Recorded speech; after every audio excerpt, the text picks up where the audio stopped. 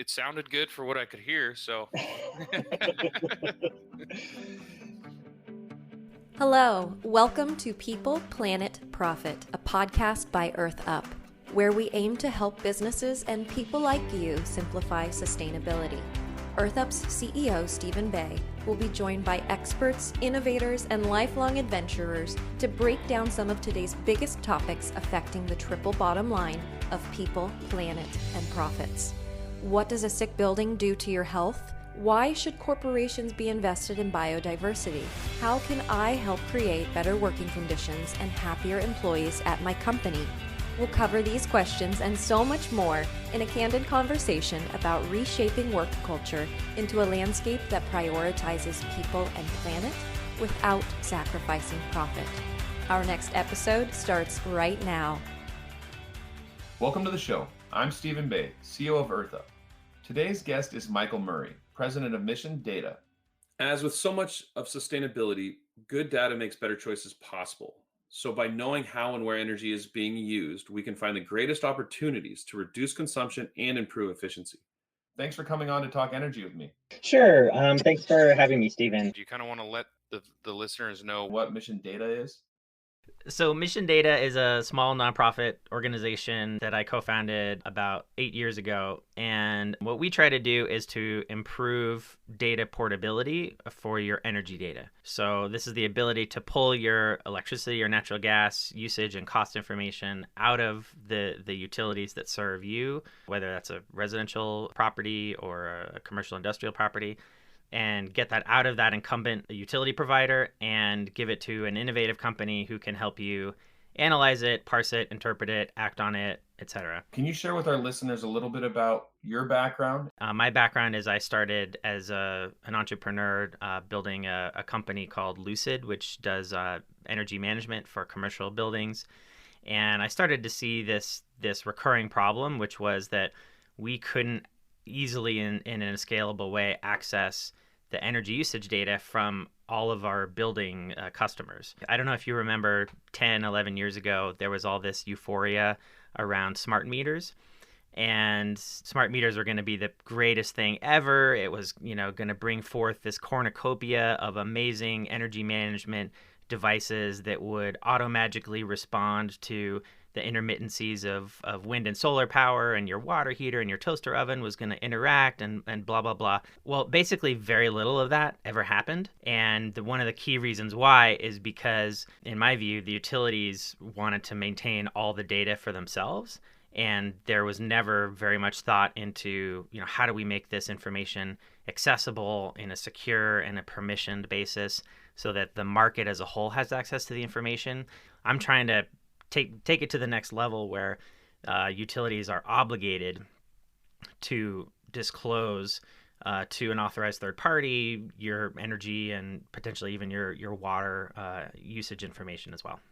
and that's really powerful too, specifically when battery storage and solar started to grow. I imagine that was kind of the reason, like, if we empower other companies, we might lose market share in this area. Is that one of the reasons, you think? Exactly. Undoubtedly. The utilities will never say that outright, but you can kind of infer without, taking a big leap of the imagination that that's what they're thinking. When I was living in the Bay Area in Oakland, and I received this very expensive color brochure from Pacific Gas and Electric. It must have cost them $8 or $10 of my money to print this thing. It was like 8, 9, 10 pages, glossy paper, heavy cardstock. And it went through all the amazing benefits that smart meters were going to bring. The key point is that it was in the future. So in the future, you'll be able to connect a real-time device to it to track your usage in real time. But that wasn't available now. And in the future, you'll be able to access all these other services, but you can't do that right now. The gap between reality and what the promise was just so large that it frankly irritated me enough that I wanted to spend some time understanding why and try to get to the bottom of it. And 8 years later, how are you doing? We've made some modest progress. Across the U.S., there's roughly 120 million households something like 90 million of them have smart meters today. Of those 90 million, approximately 36 million, because of our advocacy, have a policy in place that requires them to provide data portability using a standardized technical interface known as Green Button. And so that covers the states of California, Colorado, Texas, Illinois, and New York. And today I'm involved in about 8 or 10 other states that are actively looking at those similar types of mandates. And you said Green Button. I know you spoke at the White House previously. Was that around Green Button? Is that kind of right when you guys came up with the Green Button concept? That's right. And to be clear, it wasn't me that came up with Green Button. Actually, the White House Office of Science and Technology Policy under Obama. They had a lot of success in healthcare with this idea of the blue button, of being able to log into your healthcare provider. Originally, it started with the VA for veterans. You could click a blue button and download all of your health records in one format in one place. So that was a hell of a lot easier than at the time going to like 17 different departments and collecting information manually from each of, going to radiology and cardiology and so on and so forth. And so it seemed like a really simple invention. And then they sort of coined the button. There's different colors of buttons. So then there's an orange button now. There's green button's the big one. So can you give some of the listeners a few of the co-benefits of having a smart meter and having it unlocked? What are the things that they can do? I know you talked about a lot of the benefits that they touted and they talked about being possible. Sure. Let's start with the solar industry. If you're looking at solar, some of the key states for residential solar right now are California, Hawaii, maybe a third could be North Carolina or Maryland, depending on how you count it. You need to know how much energy did you use in the last year and what your monthly averages are in order to size that appropriately, particularly with time of use and net metering successor tariffs. So this is the idea that you can't just put as much energy out onto the grid as you want to in states like California and Hawaii. There's limits on that, and sort of when and what time of day you export your energy is now becoming really important. And so the solar installer can't size the system for you appropriately unless they have not just your annual usage history, but your hourly or sub-hourly usage history. And so they initiate a 3-way phone call. So you'll be talking to your solar sales rep. They patch in the utility in order to grant your authorization over the telephone. You say orally, do I have your permission to share my data with XYZ entity? And they say yes. And then that's it. And then they get the information they need and they're on their way. So that's one example. But there's so many others. It's almost hard to keep track of them nowadays. There is a smartphone app that lets you take photos of your devices inside your house, and it runs a disaggregation algorithm based on your 15-minute or hourly usage data profiles in order to make recommendations for how to save energy in your house. That old saying, like when you were, in 5th grade and your teachers would tell you, the key things to help save the environment are you need to recycle and you need to turn out the lights when you leave the room. Well, it turns out that according to a lot of analysis, turning out the lights when you leave the room maybe doesn't actually matter that much. If you just spend one 15-minute period just replacing light bulbs or going around and looking at those always-on devices that are constantly using power, that's actually a much more effective use of your time than this idea of being increasingly virtuous and just remembering time and time and time, day in and day out, to take a certain action. And so this app tries to help you identify what are the sources of that always-on load that you maybe forget about. The one that I'm really excited about is a company called Ohm Connect, and they're based in California. And they helped last summer during the heat wave in the West. They helped keep the lights on for millions of Americans. And the way that it worked is you would get a text message that said, hey, would you participate in a hashtag Ohm Hour? And if you reduce your energy usage between 4 and 5 p.m., then you'll be entered into a raffle. You can win gift cards and prizes and points and so forth. And so they essentially gamified energy conservation during a specific window of time. Now, that 4 to roughly 7 p.m. window that they targeted happens to be when solar energy in California is dropping, but the air conditioning loads are still really high. And so in mid-August last summer, there were a series of rolling blackouts. And this company was working with, I think it's 150,000 residential customers across the state to conserve energy during this series of rolling ohm hours. And they delivered several hundred megawatts of savings to the California wholesale grid operator and helped keep the lights on. And it helps users not have to pay surge pricing. And it also probably helps utilities not have to charge surge pricing. Can you explain why there is surge pricing? So that's a very long, complicated answer to that question. But so let's start with the simple stuff. So surge pricing. People had a hard time understanding this until you put it in terms of like Uber, and you get on an Uber and the price goes up because it's a peak demand period. It's exactly like that. Utilities are obligated to have a portfolio of different resources to meet the expected or forecasted demands for a period of many years going out into the future. And one of the things that happened with this power outage series of rolling blackouts last summer was that California does rely on power imports to meet their needs at certain times. And it was very interesting because there was a western-wide heat wave. And so normally they would rely on some power imports from the Pacific Northwest, from states like Arizona and Nevada. Well, those weren't able to export because they needed it for their air conditioning load as well.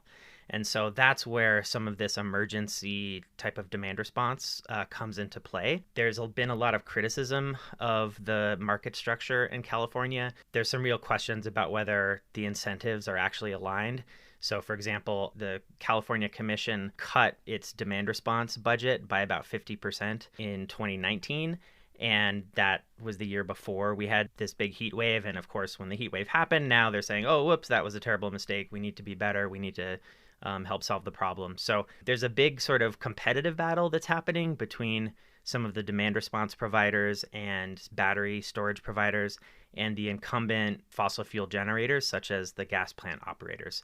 So in the backdrop, despite all the complicated debates about wholesale market rules that we get into in this field, is really fundamentally a sort of a David versus Goliath competitive battle where a lot of the incumbent generators just don't want low prices and they don't want these upstarts starting to take revenue away from them. The simple way to think about it from what I'm hearing, Michael, and correct me if I'm wrong, is that these demands response things, by empowering people with information around their smart meters, you can create solutions that basically reduce the amount of blackouts and also reduce the amount of dirty energy that comes, because a lot of the other auxiliary power that they have to kick in is usually the power plants that you don't want on, right? The ones that are polluting, the ones that are burning coal, things like that too. So by being able to empower the end users, you're reducing stress across the entire thing, which benefits the end user. And if you have a bunch of employees working from home, it really benefits the companies that are trying to have their employees stay comfortable and work and not actually be, without power at home. That's right. And one of the biggest benefits that customers may not realize is significantly lowered costs. So all of the studies that show what would happen in a 80% renewable energy future on the power grid when 80% of all of our resources are provided by, hydro, solar, wind, renewable battery storage, and, just a combination of those resources, you have to have bidirectional power flows. You have to have a responsive demand that's actually flexible. So when you do have, strange events like, let's say, wildfire smoke takes out 30% of the output of a big solar farm in California's Central Valley, well, that's kind of when you need some energy conservation to match that.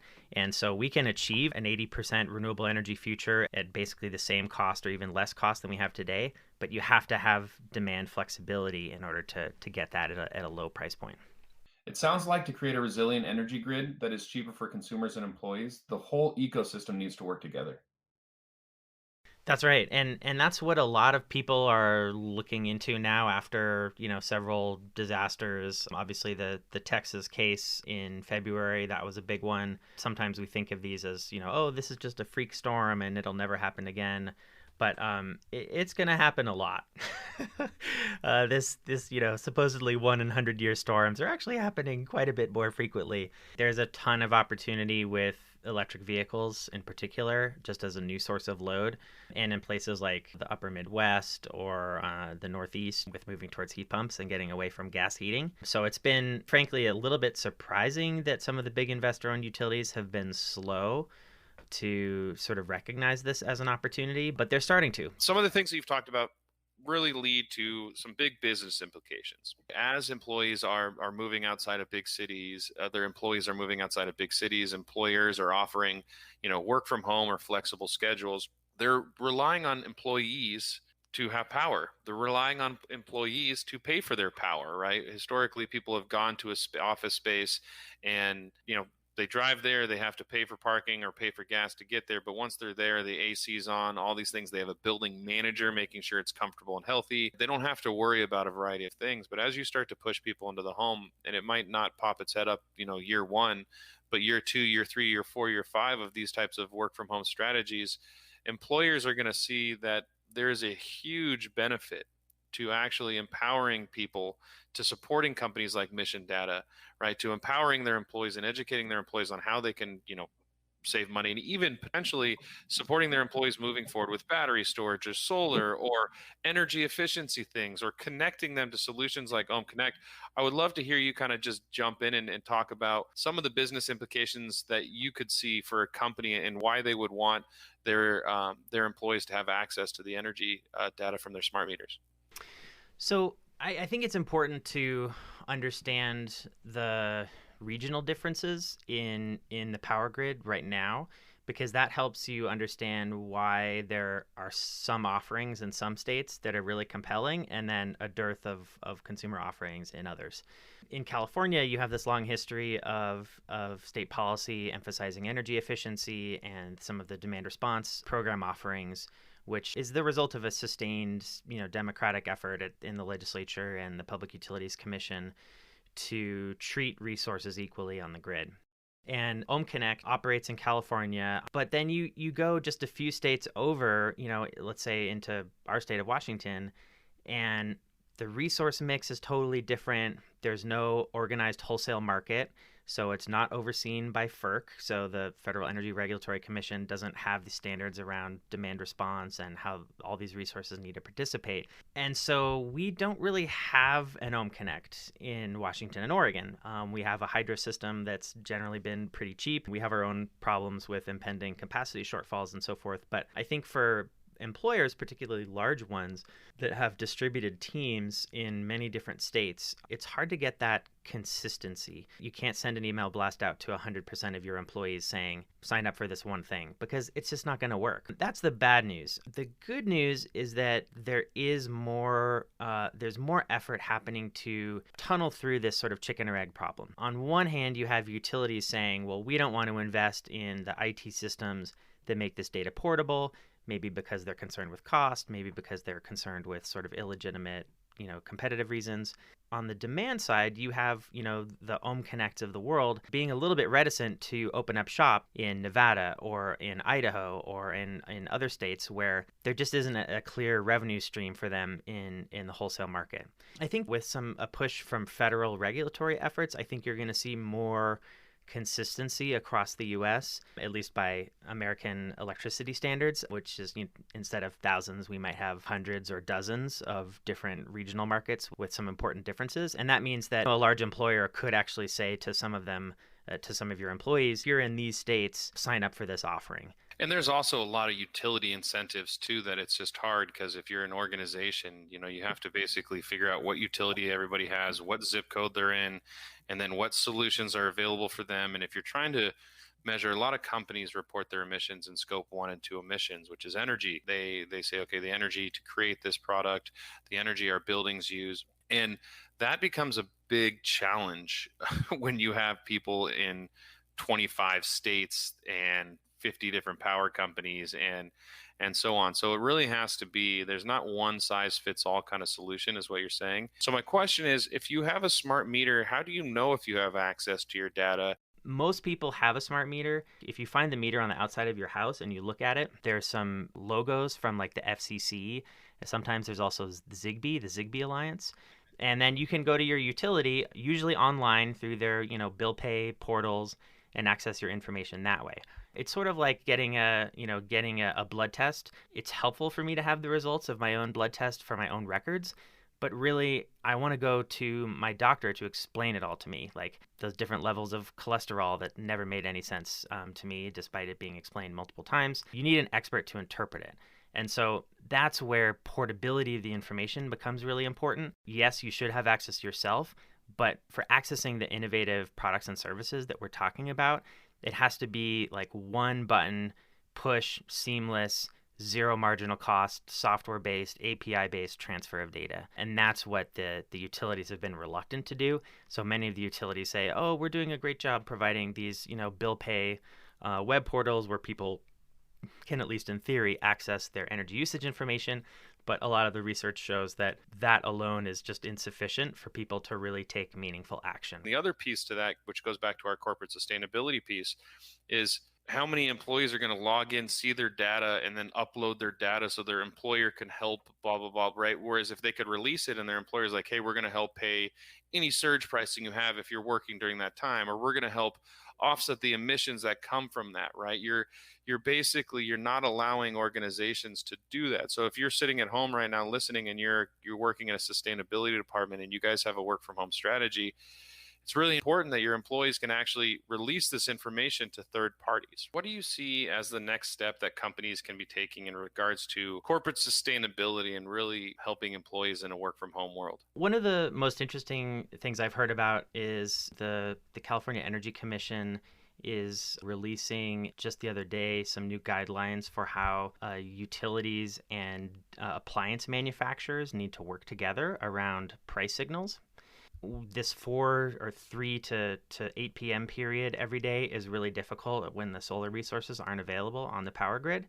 And one way that you can shift this burden away from a lot of natural gas power plants that only run for a couple of hours is by having your appliances automatically respond, right? No human interaction needed.